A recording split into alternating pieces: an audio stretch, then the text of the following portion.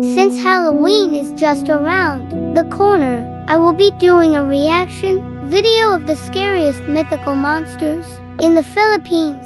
If you guys want me to do more videos like this, please comment down below. Let's go!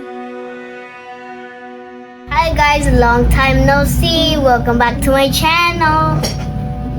I've been busy lately at my school. I am free now, so I can make some new videos. So today we're going to do a reaction video. It's about the top 10 scariest mythical monsters in the Philippines.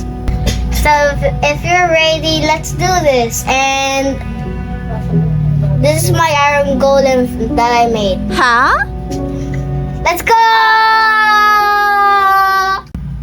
Top 10 scariest mythical Filipino monsters. Okay, let's see it. Now, before we start, it should be mentioned that this video was requested by quite a lot of our Filipino viewers.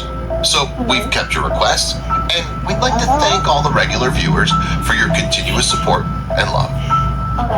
So the Philippines is an archipelago in Southeast Asia of more than 7,000 islands located between the Philippine Sea and the South China Sea, at the very eastern edge of Asia.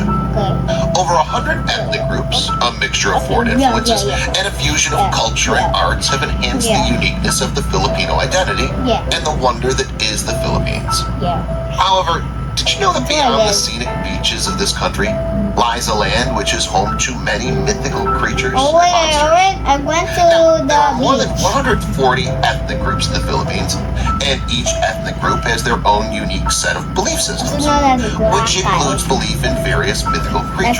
That's how the Due to this, Philippines say there it. have been around 500 recorded different mythical creatures in Philippine mythology, That's how they say each it. belonging to specific belief systems of But I certain say it, ethnic people. the way that We've compiled a list that of the 10 such that the mythical YouTubers monsters, do it and also these are the scariest ones out there. So, in the now USA let's get started. beach. Yeah. Number 10, Aswang. Probably the most That's my worst so nightmare. many different kinds. The Aswangs are generally shapeshifters who are human by day, Wait. and then at night turn into a dog, a pig, a bat, a cat, snake. It In could my be dream, anything, I actually beat it up. depending on the regional lore. Beat it up. Aswangs are believed to break into funeral homes and steal recent corpses, I bite its and own are known for the blood. homes to drink human blood, and can turn people into Aswang by tricking the human to bite them in return. Ah! Now, does this ring any bells, or is it just us? Does this sound pretty familiar to the pop culture vampire fantasies? Okay, yeah. Well, vampiric creatures have a... Now, coming back to the Aswang, they're especially hungry for Ew, kids. look at the So, mouth. some of the more suspicious stories include neighborhood patrols set up in front of homes of pregnant women to protect her from wandering stray animals in case they're Aswang in disguise.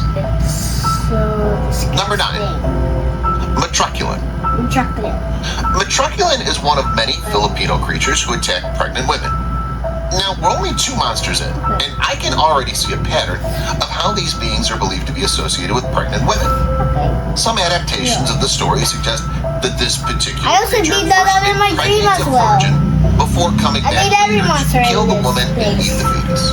Although other stories say that both the mother and baby are eaten. Some stories also claim that the woman is not a virgin, but rather married and already pregnant. But that's a discussion for another topic, since we're only focusing on the Metroculin today. Okay. Number 8, Capre. What's scarier than secondhand That smoke looks- and the increased risk of getting cancer? That looks like Shrek. Seeing that smoke come from a Capre. Capre are mostly depicted as hairy giants with glowing eyes and a cigar that never burns out. They can usually be found sitting atop of trees waiting for nightfall to scare naughty children who stay out of their homes late at night. The Capre is pretty unique even among Filipino monsters because, unlike most of the other monsters, he doesn't steal fetuses, eat people, or cut them up. The Capre simply enjoys scaring children. Some stories claim that they're actually very friendly beings who can grant wishes if you find their magical white stone. One can assume a Capre is nearby when trees sway while there's no breeze, or you see a faint smoke from high above, probably from Shrek. Okay, that looks like Shrek. Number 7, Duende, goblin. Hey, that's the that looks like Duende are tiny human-like creatures that live underground. Well, it's not cat. Now, there are 2 main types of Duende. The Duende Puti, who are supposedly kind creatures who bring about good luck, and the Duende Atim, who are mean folk that like to play pranks on humans. They generally keep to themselves and only interact with humans when their homes are disturbed. Duende becomes scary only if someone will destroy their home and punish the culprit with a myriad of ailments, such as swelling or vomiting. Hence the phrase tabi tabi po is usually used to pay respect to their presence. Number 6. Ew, what baby is that? The Tianic babies are mythical creatures that imitate the form of a newborn baby. It's similar to sirens of the Greek mythology that lures its prey with its voice. To attract unwary travelers, it cries like a newborn child, and when picked up, it reverts to its original form and attacks the victim. The Tianic is depicted to abduct children and makes travelers lose their way. Other stories claim that the person eventually finds a baby in the middle of the woods. When it's picked up, the baby then shapeshifts into a monster with large, sharp teeth. Okay, I'm It scared then now. eats the person and transforms back to a baby to await its next victim. With either version, the story ends with, "and was never found again." Now, that's scary. Number 5, Sigmund. Depending on region and storyteller, the Sigmund resembles either a hornless goat, a reptilian crow, or something vaguely along the lines of a chupacabra. The Sigmund is said to come out at night to suck the blood of victims from their shadows. It's said to walk backwards with its head lowered between its hind legs, That's and to have the ability to become invisible to other creatures, especially humans. It resembles a hornless goat, but has very large ears, which it can clamp like a pair of hands, and a long, flexible tail that can be used as a whip. Most stories and sightings originate from the Cebu region. Number 4. I'm scared. I'm never going to sleep again. Tikbalang, demon horse, is I'm never described going as to a sleep mythical being again. that has a horse's head and the body of a human, but with the feet of a horse.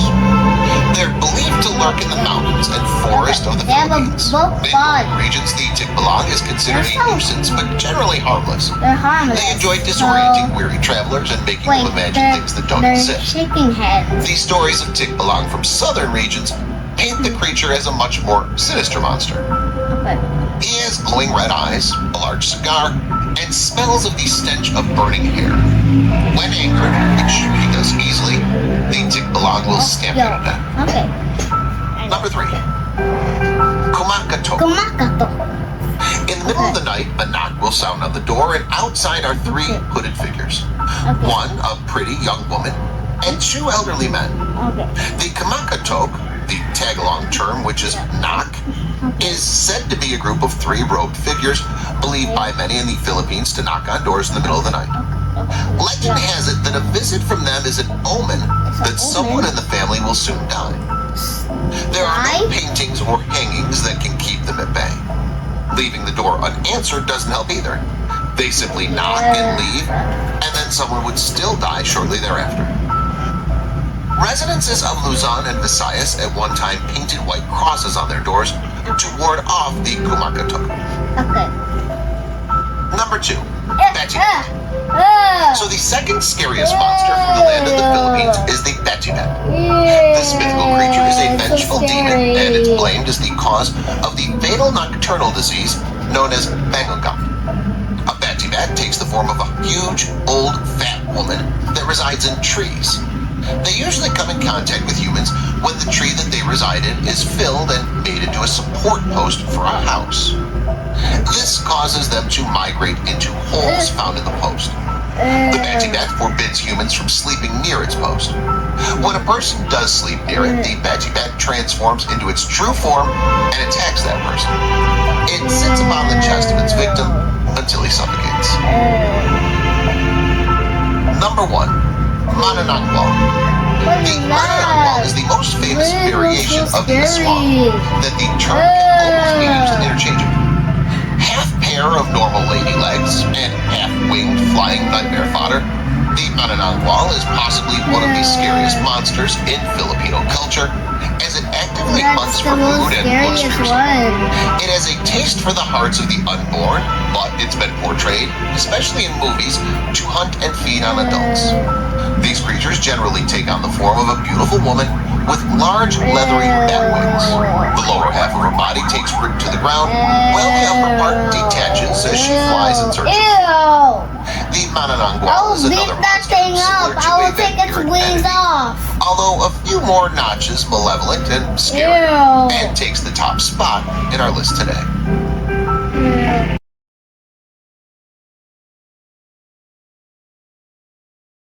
It was so scary. I think it was the chubby woman because she can suffocate you. Yeah, that was so scary. Why? They were creeping me out on my brain. My brain can't handle this video anymore. So those are all of the creatures in the Philippines where I live. I hope you guys can still visit Philippines if you're USA, if you're my subscriber. I hope you enjoyed the video. It's more fun in the Philippines. Bye.